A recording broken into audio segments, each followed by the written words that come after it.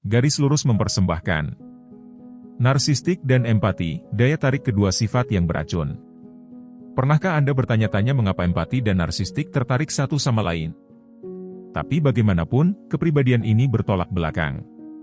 Sifat narsis memiliki rasa percaya diri yang tinggi dan ego yang besar. Mereka percaya bahwa mereka berhak atas apapun yang mereka inginkan, dan semua orang harus melakukannya dengan tepat seperti yang mereka katakan. Di sisi lain, sifat empati sangat sensitif terhadap perasaan dan kebutuhan orang lain. Mereka sering memiliki keinginan yang kuat untuk membantu orang lain dan membuat mereka bahagia. Jadi, apa yang akan terjadi ketika dua tipe orang ini bertemu? Dan apa yang membuat hubungan ini begitu beracun? Mari kita cari tahu. Narsistik yang palsu bertemu dengan empati yang sejati. Narsistik dan empati adalah dua orang yang awalnya tertarik satu sama lain, karena mereka memiliki cara yang berbeda untuk memahami realitas. Orang yang narsistik memiliki kepercayaan diri yang salah. Mereka tidak mengerti bagaimana rasanya menjadi rentan untuk merasakan empati terhadap orang lain, atau untuk dapat mengekspresikan perasaannya secara bebas. Sebaliknya, empati memiliki tingkatan yang tinggi terhadap kepekaan dan kecerdasan emosional. Mereka adalah individu yang penyayang dan rentan. Sifat empati sering tertarik kepada sifat narsistik karena ketertarikan mereka pada energi dan karisma. Sifat narsistik memiliki cara sendiri untuk membuat orang merasa istimewa atau unik dalam beberapa hal ketika mereka saling bertemu. Karena empati begitu rentan secara emosional, narsistik cenderung mencari mereka sehingga mereka dapat dengan mudah memanipulasinya. Mereka juga cenderung tertarik pada individu-individu ini karena mereka dapat menggunakannya sebagai sumber bahan bakar untuk ego mereka sendiri. Sifat empati adalah orang yang menyenangkan, dan sifat narsistik adalah orang yang bisa memanfaatkannya. Empati adalah seseorang yang sangat peduli tentang orang lain, dan mencoba menyenangkan mereka untuk merasa seperti mereka berada di dunia. Mereka cenderung menjadi individu yang sangat bijaksana. Seseorang yang narsis hanya peduli tentang diri mereka sendiri dan menggunakan orang lain untuk mendapatkan apa yang mereka inginkan. Entah itu perhatian, uang, atau apapun, mungkin berguna pada waktu tertentu. Kedua tipe sifat ini bisa akur ketika sifat empati cocok untuk narsistik. Tapi hubungan ini bisa berubah masam dengan cepat, ketika narsistik tidak mendapatkan apa yang mereka inginkan. Sifat empati mengambil tanggung jawab atas tindakan mereka sendiri, sedangkan sifat narsis menyalahkan semua orang atas tindakan yang dilakukannya.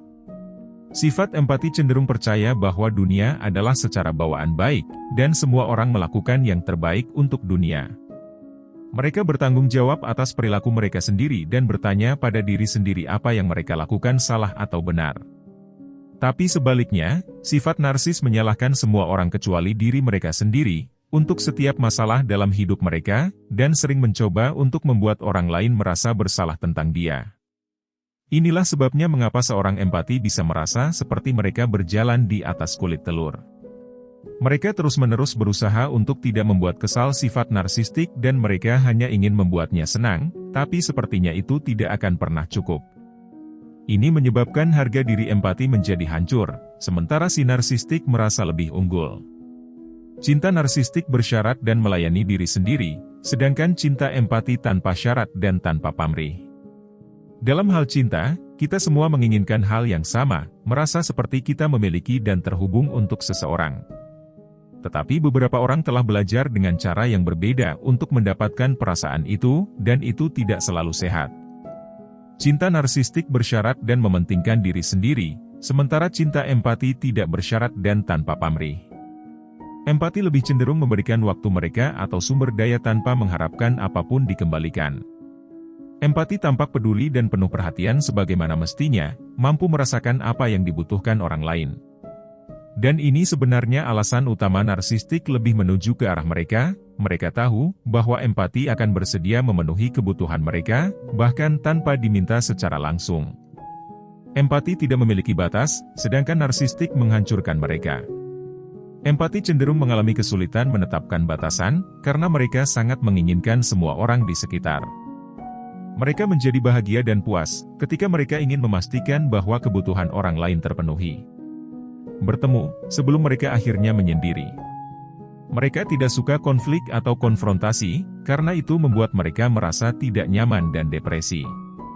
Orang narsistik cenderung pandai mengambil keuntungan dari hal ini. Mereka tidak kesulitan menghancurkan batasan empati untuk mendapatkan apa yang mereka inginkan. Orang narsistik terlalu fokus pada apa yang mereka perlukan untuk merasa baik tentang diri mereka sendiri.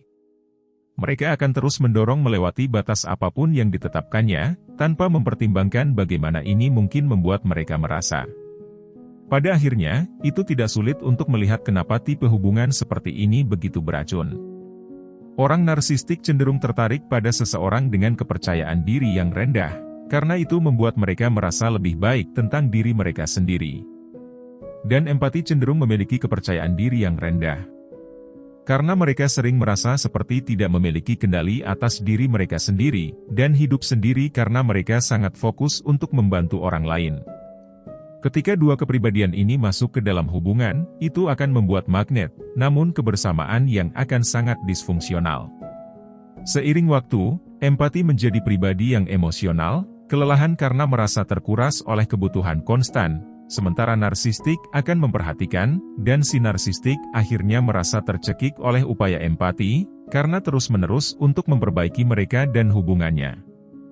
Setelah perjalanan roller coaster selesai, empati biasanya berjalan jauh lebih bijaksana, lebih kuat, dan banyak lagi. Berhati-hatilah tentang apa yang telah mereka berikan waktu, energi, dan untuk cinta, sementara si narsistik akan pergi untuk mencari korban berikutnya. Jika Anda menikmati video ini, berikan jempol, dan bagikan dengan teman-teman Anda, agar kami dapat terus membuat hal yang lebih menarik tentunya. Untuk lebih banyak video seperti ini, tekan tombol like, komen, subscribe, dan ingat untuk mengklik notifikasi lonceng. Dan demikian juga, pastikan untuk memeriksa video kami yang lain. Terima kasih telah menonton.